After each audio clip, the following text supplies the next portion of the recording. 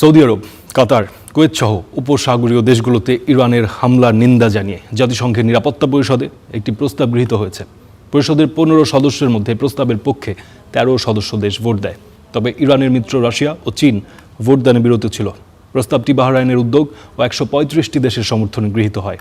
ভোটের পর জাতিসংঘ নিযুক্ত বাহরাইনের রাষ্ট্রদূত জামাল ফারেস আল রোয়েই বলেছেন, এই ফলাফল থেকে বোঝা যায় গত ১২ দিনে মধ্যপ্রাচ্য অঞ্চলের যেসব দেশ আক্রমণের শিকার হয়েছে তাদের প্রতি ব্যাপক আন্তর্জাতিক সমর্থন রয়েছে।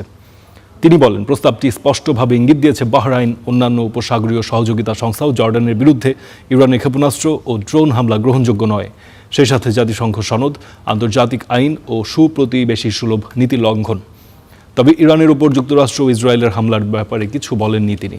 মূলত হামলার শিকার দেশগুলোতে থাকা মার্কিন ঘাঁটিকে লক্ষ্য করে হামলা চালিয়েছে তেহরান, এমন দাবি করে আসছে ইরান। এদিকে একই পরিষদে মধ্যপ্রাচ্যে অবিলম্বে যুদ্ধ বন্ধের আহ্বান জানিয়ে রাশিয়ার তৈরি একটি খসড়া প্রস্তাব গৃহীত হয়নি। এই প্রস্তাবের পক্ষে ভোট দিয়েছে মাত্র 4টি দেশ, বিপক্ষে 2টি এবং ভোটদানে বিরত ছিল 9টি। ভোটের পর জাতিসংঘের রাশিয়ার রাষ্ট্রদূত ভ্যাসিলি নেবেনজি অভিযোগ করেন, যেসব দেশ বিরোধিতা করেছিল বা বিরত ছিল তারা যুদ্ধ বন্ধের পক্ষে দাঁড়ায়নি। এই ফলাফলকে অবাস্তব ও অপমানজনক বলে অভিযোগ করেছেন তিনি।